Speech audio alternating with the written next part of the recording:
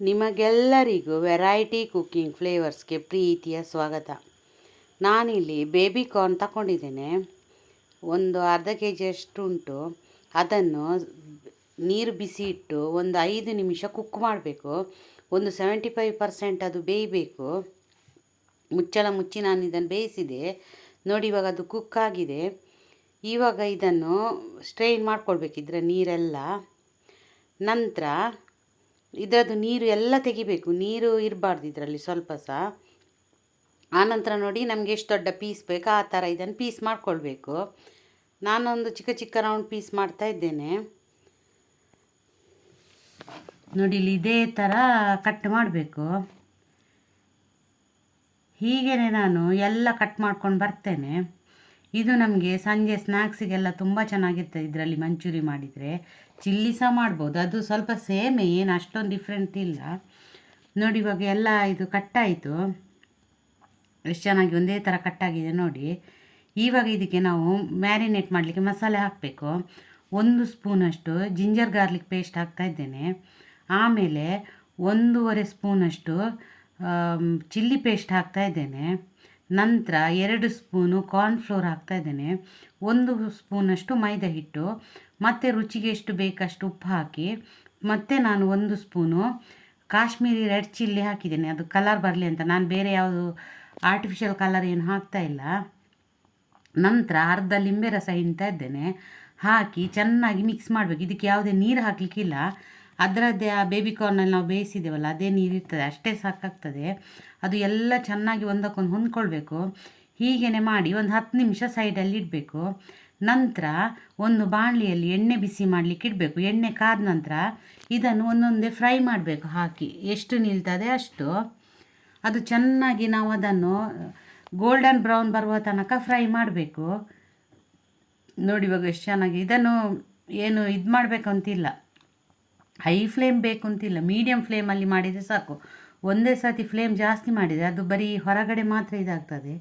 ನಮ್ಮದು ಆಲ್ಮೋಸ್ಟ್ ಇದು baby corn ಫಸ್ಟೇ ಬೆಂದಿದೆ, ಹಾಗಾಗಿ ಒಳಗಡೆಲ್ಲ ಏನು ಅಷ್ಟೊಂದು ಬೇಯಬೇಕು ಅಂತಿಲ್ಲ ನೋಡಿ. ಇದು ಹೊರಗೆ ಕ್ರಿಸ್ಪಿಯಾಗಿರ್ತದೆ, ಕ್ರಂಚಿಯಾಗಿ ತುಂಬ ಚೆನ್ನಾಗಿರ್ತದೆ ನೋಡಿ. ಇವಾಗ ರೆಡಿ ಆಯಿತು.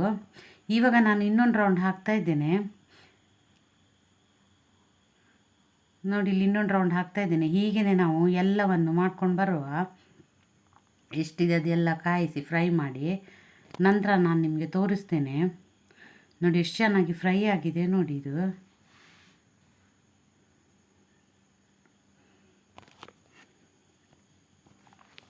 ನೋಡಿ, ಇದು ಸಹ ಗೋಲ್ಡನ್ ಬ್ರೌನ್ ಆಗಿದೆ. 2ನೇ ರೌಂಡ್ ಹಾಕಿದ್ದು ಸಹ ನೋಡಿ. ಎಲ್ಲ ಇದು ಆಯ್ತು ಇವಾಗ ಫ್ರೈ ಮಾಡಿ ನೋಡಿ. ಇವಾಗ ಎಷ್ಟು ಚೆನ್ನಾಗಿ ಫ್ರೈ ಆಗಿದೆ ನೋಡಿ, ತುಂಬ ಕ್ರಿಸ್ಪಿಯಾಗಿ ಬಂದಿದೆ.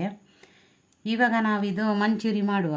ಒಂದು ಬಾಣಲಿಯಲ್ಲಿ ನಾನು ಅದೇ ಫ್ರೈ ಮಾಡಿದ ಎಣ್ಣೆ ತಗೊಂಡಿದ್ದೇನೆ. ಇಲ್ಲಿ 3 ಸ್ಪೂನಷ್ಟು ದೊಡ್ಡ ಟೇಬಲ್ ಸ್ಪೂನ್ ತಗೊಂಡಿದ್ದೇನೆ. ಆಮೇಲೆ ಒಂದು ನೀರುಳ್ಳಿಯನ್ನು ಕಟ್ ಮಾಡಿ ಹಾಕಿದ್ದೇನೆ. ಇದೆಲ್ಲ ಜಾಸ್ತಿ ಫ್ರೈ ಆಗಬೇಕು ಅಂತಿಲ್ಲ, ಇದರದ್ದು ಕ್ರಂಚಿನೆಸ್ ಹಾಗೆ ಇರಬೇಕು. ಒಂದು 50% ಇದಾದರೆ ಸಾಕು. ಆಮೇಲೆ ಒಂದು ಅರ್ಧ ಸ್ಪೂನಷ್ಟು ಶುಂಠಿ ಬೆಳ್ಳುಳ್ಳಿ ಪೇಸ್ಟ್ ಹಾಕಿದ್ದೇನೆ. ಇಲ್ಲ ನಿಮಗೆ ಇಡೀ ಶುಂಠಿ ಕಟ್ ಮಾಡಿ ಸಹ ಹಾಕ್ಬೋದು, ಬೆಳ್ಳುಳ್ಳಿ ಎಲ್ಲ ಸಣ್ಣ ಕಟ್ ಮಾಡಿ ಹಾಕ್ಬೋದು. ನಾನು ಪೇಸ್ಟ್ ಹಾಕಿದ್ದೇನೆ. ಅದು ಹಸಿ ವಾಸನೆ ಹೋಗುವ ತನಕ ಫ್ರೈ ಮಾಡಬೇಕು ನೋಡಿ. ಚೆನ್ನಾಗಿ ಫ್ರೈ ಆಗ್ತಾ ಉಂಟು. ನೀರುಳ್ಳಿ ಏನು ಫ್ರೈ ಆಗಬೇಕು ಅಂತಿಲ್ಲ ಅಷ್ಟೊಂದು ನೋಡಿ. ಇವಾಗ ಫ್ರೈ ಆಯಿತು. ಈಗ ಇದಕ್ಕೆ ನಾನಿಲ್ಲಿ ಒಂದು ಕ್ಯಾಪ್ಸಿಕಮನ್ನು ಸಣ್ಣ ಕಟ್ ಮಾಡಿ ಹಾಕಿದ್ದೇನೆ.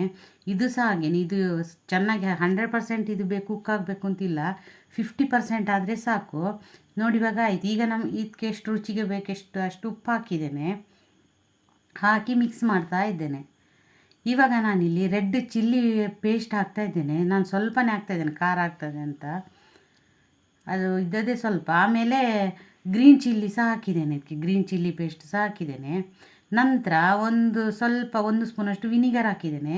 ಆಮೇಲೆ ಒಂದು ಚಿಕ್ಕ ಸ್ಪೂನಷ್ಟು ಸೋಯಾ ಸಾಸು ಮತ್ತು ಟೊಮೆಟೊ ಸಾಸ್ ಹಾಕಿ ಚೆನ್ನಾಗಿ ಅದನ್ನು ಮಿಕ್ಸ್ ಮಾಡಬೇಕು. ಅದು ಎಲ್ಲ ಹೊಂದ್ಕೊಳ್ಬೇಕು. ನಂತರ ನಾನು ಪುನಃ ನಾನೇ ಮನೇಲಿ ಮಾಡಿದ ಅದು ಚಿಲ್ಲಿ ಪೇಸ್ಟ್ ಹಾಕಿದ್ದೇನೆ. ಅದು ತುಂಬ ಫ್ಲೇವರ್ ಚೆನ್ನಾಗಿರ್ತದೆ ಮತ್ತು ಟೇಸ್ಟ್ ಒಂಥರ ಇದು ಚೆನ್ನಾಗಿರ್ತದೆ. ಆಮೇಲೆ 1/4 ಸ್ಪೂನಷ್ಟು ಶುಗರ್ ಹಾಕಿದ್ದೀನಿ. ಇದು ಟೇಸ್ಟ್ ಮೇಕರ್ ಕೆಲಸ ಮಾಡ್ತದೆ. ಶುಗರ್ ಹಾಕಿದರೆ ಟೇಸ್ಟ್ ತುಂಬ ಚೆನ್ನಾಗಿರ್ತದೆ. ಆಮೇಲೆ ಒಂದು ಅರ್ಧ ಸ್ಪೂನಷ್ಟು ಗರಂ ಮಸಾಲ ಹಾಕಿ ಪುನಃ ಚೆನ್ನಾಗಿ ಮಿಕ್ಸ್ ಮಾಡಬೇಕು. ಇವಾಗ ಎಲ್ಲ